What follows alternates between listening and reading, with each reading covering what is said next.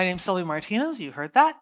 I'm really happy to be here. I'm happy that my talk is like perfectly balanced with all of the other talks. It's like we planned it. We have the similar themes. It's quite amazing. I'm going to be talking today a little bit about the maker movement, where it's been in the past few years, where it's going, and how we can pay it forward to the kids who are coming in after us by giving them opportunities to make and do things in school. So just to give you a little idea about the maker movement, now I'm sure most of you have heard about the maker movement. This is something that's happening right now around the world.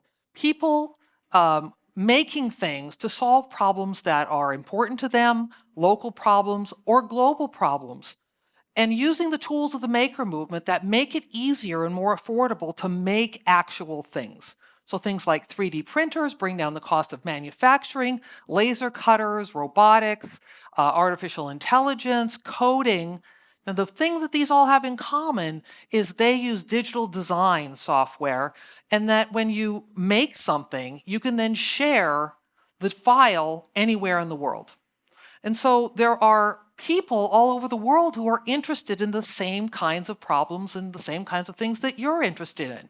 There are communities of farmers, of bankers, of people who are interested in chemistry or toys or movies. And all of these people share a desire to make the world a better place. And so when you share these design files, other people can take them and then make their own version of your thing. And if you can make a version of something, you can make it better and then reshare it with the world. So this global maker movement is like this hive mind that is out there ready to, willing and able to solve all kinds of different problems. And guess what? It's not just professionals, it's amateurs, it's kids, it's anyone who has an answer is participating in this global maker movement. Now, another thing about this is it's not only happening everywhere, it's something that anyone can tap into, including our kids. And I truly believe it's a harbinger of the next industrial revolution. People are saying it's called the fourth industrial revolution. But just like the previous industrial revolutions, this is going to change the way we live and work. It's not just about technology. So preparing kids for this is something that we need to start right now. I want to share with you a little bit myself because this is the lens through which I look at the world. My degree is in electrical engineering, and I spent about a decade in aerospace working on the GPS satellite navigation system back when it was only a theory. And I didn't do it myself, believe me, huge team. But no one knew it would work. The math was just a theory. The receivers weren't fast enough. The software didn't exist. The hardware we're going to write the software for didn't exist yet either. And yet we did it anyway. You put one foot in front of the other. You have failures. You get up and you try again and you do it. And then one day it works. And when it starts to work, you can start to make it better. And after that job, I went into video game design and programming. And I know that sounds weird, but really, there's a lot of similarities. You have to do something that's never been done before, because there is nothing worse than a game that's just like the last game from last year. That is like the failure marketing slogan of all time. Just like last year's Car Crash 4, Car Crash 5. No, nobody wants that game. You spend an enormous amount of time and energy and passion finding better art, better ways to put things, make them realistic on a screen, make things more fun. And what I realized through all of these engineering experiences was that it was a lot more like my dad's auto shop than it was like the science and math that I'd learned in school. And I started to really wonder about why learning was so narrow in school, why we had such small, narrow definitions of what success looked like in school. And I went back and got a degree in education, and I started helping schools answer this question. And then along comes the maker movement with all these amazing new tools and technology, and it really kind of reconnected me to my engineering roots, where a challenge is just the best possible thing. It makes your day. You wake up and hope you have problems that you can fix. But here's all this new stuff that we can illustrate the challenges of the world and give it to kids. It's affordable, it's easy to use. So my partner, Gary Stager, and I wrote a book called Invent to Learn, Making Tinkering and Engineering in the Classroom to build a bridge between these two communities. Not to tell teachers what to do, but to situate these new tools and technologies in good educational practice. Because we know how kids learn. They learn by diving deeply into projects they care about, in a community that also cares about the same things and cares about them as well. We know this can happen in schools. And using the tools of the maker movement, a lot of schools are exploring these things. They're exploring them in ways that fit with the curriculum by having kids design things that explore principles of science or engineering. You can use them to have fun. If you have a laser cutter, why not cut gingerbread and make gingerbread houses? And if you laser cut a gingerbread house, why would you not add interactive doorbells and lights and sound? Because frosting and electronics, just go hand in hand. Or you can make something that makes the world a better place, that changes the life of someone you don't even know. When you add computation and feedback and control, you just game up, you level up with what's possible. Kids can make anything that they think of, no matter what they're interested in. Kids who are interested in ballet or farming or making a game can make it and make it real, because that's how all design starts. It starts in the head. When design comes out of your head into the real world, you have to make it work. And when you make it work, it starts a process where you can say, I can make it better. I can fix it. I'm not so happy with it. I want to start over. I'm going to make it better the next time. And that democratizes the design process for everyone, for every kid, not just this narrow band that we've always said, you're good at school. It can help kids ask questions that have never been asked before. Like, if an opposable thumb is so great, why don't we have two? And if you did have two, what could you do with it? And that's just not a thinking exercise. This is real. You can download these plans, make it your own, upload videos of what you do with it, and make it better. So I've mentioned a lot of technology. Do I think that technology is the only way to be creative and move into the future? No. I say yes and. I say you're adding colors to the crayon box, you're adding tools to the toolkit. If a puppet show is a great idea, why can't the puppets have eyes that light up and be interactive and have an implanted AI module? Why not? And you've probably heard of the maker movement, and it's going into schools and it's very popular, and thinking, oh, it's a little bit of electronics, and you make plastic keychains. But what's coming is a tidal wave. What's coming in affordable, democratizing every aspect of science is just a tsunami.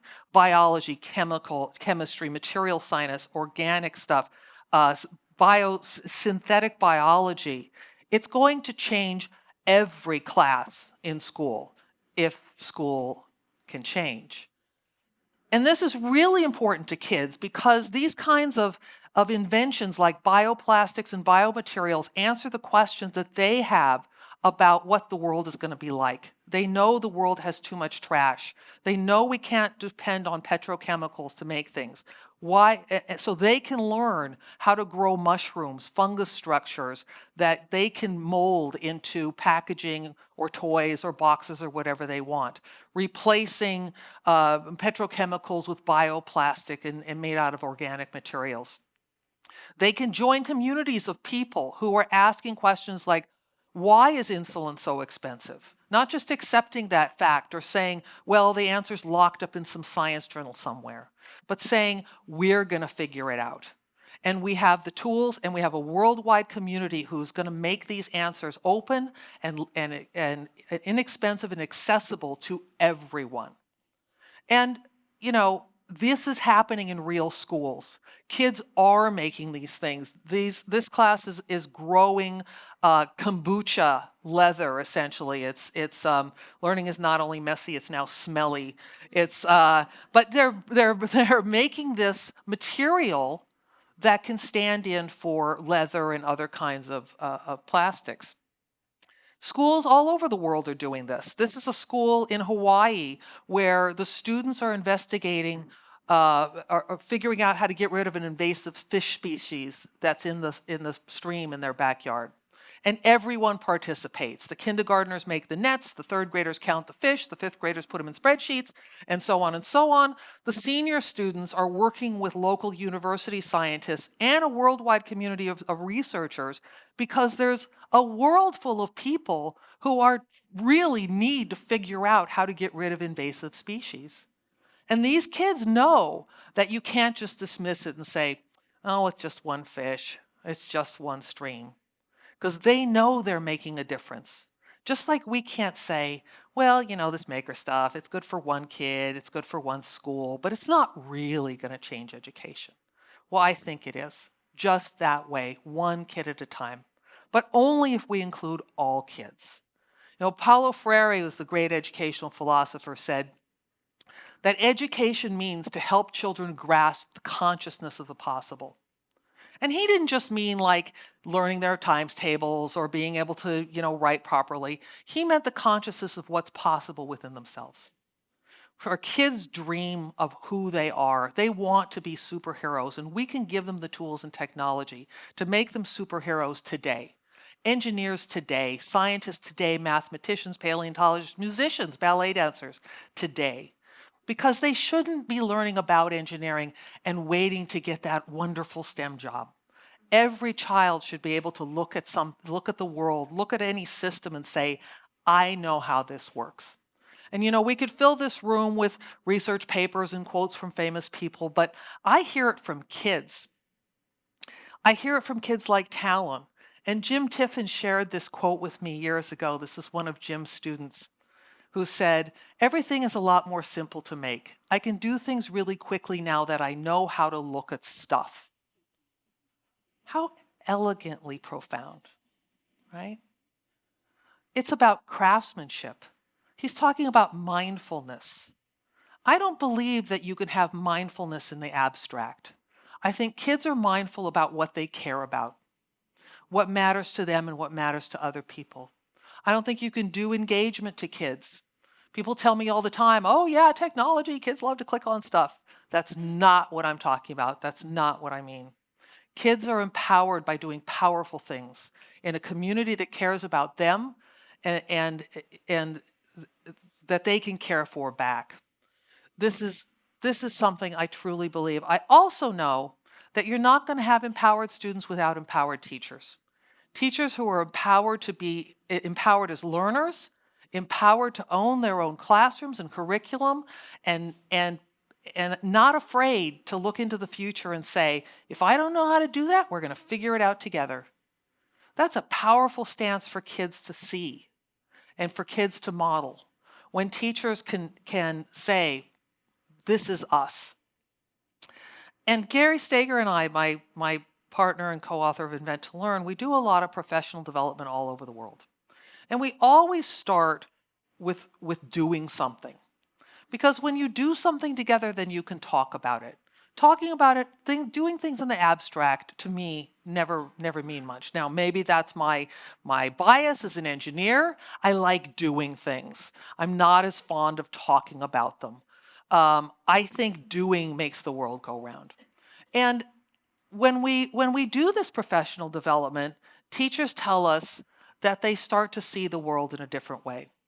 And they tell us that they're going to take that learning back to their classrooms.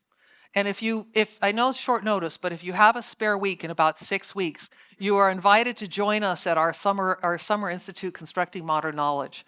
And I can tell you that every year, teachers walk out and say, I didn't know I could do this. And look what I've done. Am I underestimating my kids in the same way? I'm going to go back and things are going to change in my classroom. And it's never about the technology. Sometimes they say, oh, I'm going to, take this microcontroller back and we're going to make things. Sometimes, but mostly they talk about how their classroom is going to feel different. One teacher told me that she got in a group with other teachers the first day of Constructing Modern Knowledge, and they talked and talked and talked, and she thought what they were going to do was a really good idea, but by about the third hour of talking, she just had it. She walked out the door. She went to the park. She got a cup of coffee. She came back and her team like pounced on her and said, "Oh my God, we've got this brilliant idea. Come on." And she like blinked and it was 4 days later. And she told me, I had a moment last night where I sort of woke up and said, when do my kids get a cup of coffee? When do I give them the chance to step back and look at their work? Is it even their work? Because if, like she was talking to me, it's like if you'd come up to me as I was walking out the door, tap me on the shoulder and say, "Get back to work," I would have packed my stuff up and left. And that's exactly what I do to my kids. She said, "Everything's going to change in my classroom." And I'm always amazed that people take technology to work on technology and they take those kinds of lessons home. But I think those are the most important lessons, how we treat our kids, the kids who are the future and should be able to access the future today. So I think this make it forward idea is just pay it forward in a way that kids who are going to take over this world have access to tools and technology and mindsets that are powerful, that give them power, that let them make sense of the world, that let them take charge of the world, to let them take charge of their world, because it is their world. And I thank you very much.